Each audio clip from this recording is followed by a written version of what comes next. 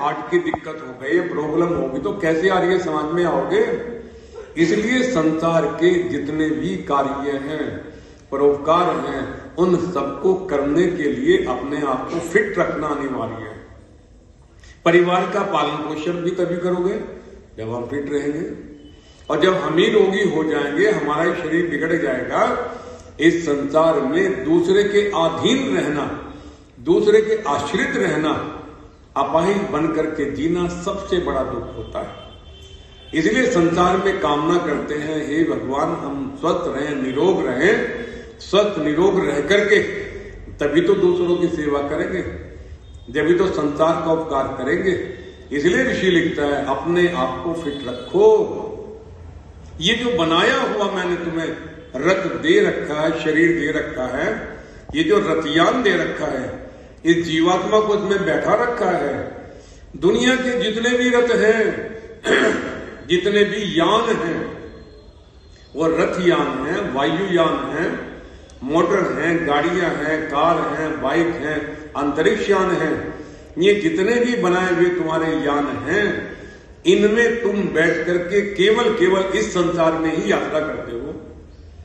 ये जितने यान हैं, ये सब तुम्हें घुमा फिरा करके इसी संसार में छोड़ देते हैं।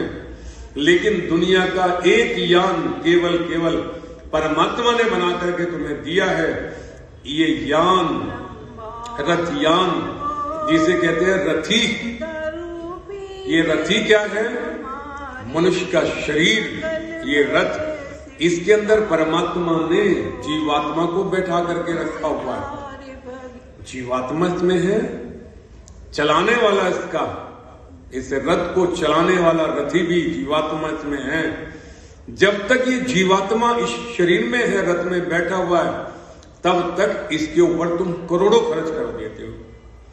अपना कोई बीमार हो जावे, डॉक्टर के पास, बढ़िया से बढ़िया हॉस्पिटल, हे डॉक्टर साहब हमारे व्यक्ति के प्राणों को बचा लो, जितना धन कहेंगे धन खर्च करने के लिए तैयार है। बड़े व्यवसाय हमारे हैं, दवाई जहां से चाहो अमेरिका से, जर्मनी से मंगा करके उपलब्ध करा देंगे, लेकिन हमारे व्यक्ति के प्राण बचा लो, इन्हें कोई हानि नहीं होगी। कब तक?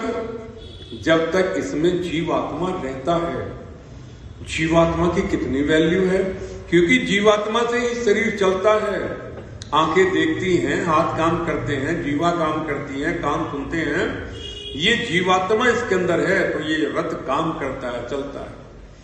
तब तक हम इसके ऊपर करोड़ों खर्च कर देते हैं।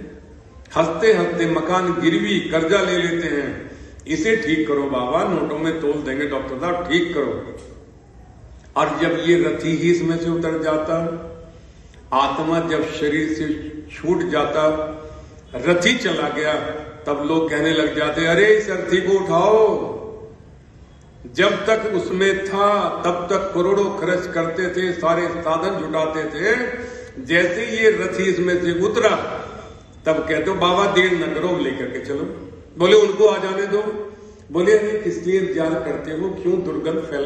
अब इसमें से दुर्गंध आने लग गई। जब तक जीवात्मा था तब तक सुगंध थी उसमें, जैसे वो निकला दुर्गंध फैलनी शुरू हो जाती। ये रथ यान केवल परमात्मा ही बना सकता है। उसी ने हमें बना करके दिया, उसी ने हमें इसमें बैठाया। हम अपनी मर्जी से इस रथ में, इस शरीर में नहीं बैठे हैं। बैठाने वाला परमात्मा है, उतारने वाला भी परमात्मा है। कई बार परिवार के लोग जब अस्वस्थ हो जाता, बुढ़ापा आ जाता, प्रार्थना करते रहते, हे प्रभु, रो रो करके छप चुके हैं, आंसू भी सूख गए हैं, लेकिन इनके प्राण निकल ही रहे हैं। निकलेंगे तब जब प्रभु चाहेगा, छूटेगा तब इस शरीर से जब परमात्मा चाहेगा। इसलिए परमात्मा कहते हैं, अरे मैंने तुम्हें ये रथ बना करके दिया हुआ है। दुनिया के जितने यान हैं वो तो तुम्हें इसी संसार में यात्रा कराते हैं, लेकिन ये मेरे द्वारा दिया गया रथ, ये सीधा तुम्हें लेकर के मेरे दरवाजे तक पहुंच जाता है। जाकर के मोक्ष का दरवाजा खटखटा देते हो। केवल यही एक शरीर है, यही एक रथ है, जिसमें बैठ करके जीवात्मा मोक्ष के दरवाजे तक, परमात्मा के दरवाजे तक पहुंच जाता है। इसे बना के न रखे। यदि यही बिगड़ गया तो फिर जाओ, फिर जन्म लो, फिर आओ। इसे बना करके रखना, मोक्ष का यत्न करना, जीवात्मा, ईश्वर, प्रकृति, इन सब का यथार्थ ज्ञान करना, इसलिए किससे होगा? शरीर से होगा। इसलिए शरीर को बना करके रखना। ऋषि ध्यान जी महाराज का शरीर देखे, ये 6 फुट से बड़े लंबे हट्टे कट्टे ये थे, बिल्कुल तपस्वी। अर्जुन, भीम, भीष्म पितामह, शारीरिक बल भी हमारे पास में होना चाहिए। और जब शारीरिक बल होता है, बलवान व्यक्ति के बहुत मित्र हो जाते हैं। उसे पता है कि खुद भी बचेगा, हमें भी बचा लेगा। कमजोर का कोई मित्र नहीं होता संसार में। उसे पता है ये मरेगा, हमें भी मरवाएगा, लेकर के डूबेगा। इसलिए ऋषि ने लिखा, अर्थात शारीरिक उन्नति करो। सारा दिन काम धंधे में न लगे रहो, कुछ शरीर के लिए भी एक्सरसाइज प्रतिदिन करो। चाहे 1 मिनट की भी कर लो, वो 1 मिनट का भी असर दिखाएगी। मैं आपके सामने बैठा हूं, 16 वर्ष की आयु से मैंने एक्सरसाइज करनी शुरू की थी, प्राणायाम, डिप्स लगाना। आज सुबह रात भोजन कर करके लगभग देर हो गई, थल तेज से आगे था। रात 12 बजे पहुंचा, 1 बजे सो पाया। सुबह उठ करके एक्सरसाइज, डिप्स आदि लगा करके, स्नान आदि कर करके फिर क्या करना।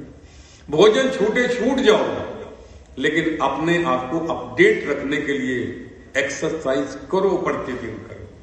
1 मिनट की एक्सरसाइज भी छूटे ना, प्रतिदिन करनी है। 1 मिनट की, 2 मिनट की, 5 मिनट की करो। इसकी चमक आपको 15 दिन बाद में देखने को मिल जाती है। इसलिए शारीरिक उन्नति करो। मैंने कहा ईश्वर काम पूरा, तब ऋषि बोले ना, अब शारीरिक आत्मिक उन्नति करो। शरीर बलवान हो और आत्मिक बल आपके अंदर ना हो। आत्मिक बल से अभिप्राय किसी भी गलत बात का विरोध करना, किसी के साथ में अन्याय हो रहा है तो आप शारीरिक बल वाले हैं, उसका विरोध करना चाहिए। आपके अंदर इतना बल होना चाहिए। तो बोले आत्मिक उन्नति कैसे होती? परोपकार से, पुण्य कर्मों से, शुभ कर्मों से। जिस व्यक्ति के कर्म शुभ, परोपकार और सेवा के होते हैं, जो परमात्मा की उपासना करता है, उस परमात्मा से सुख लेकर के, उस क्योंकि आत्मा की उन्नति करने वाला, आत्मिक बल देने वाला तो परमात्मा ही है। आत्मा की उन्नति के लिए परमात्मा की उपासना करना, परोपकार करना, सेवा कार्य करना, तब व्यक्ति के अंदर इतना बल आ जाता है कि वो स्वाभिमान के साथ में कह सकता है कि ना पाप करता हूं, ना करने दूंगा। जैसे हमारे मोदी जी कहते हैं,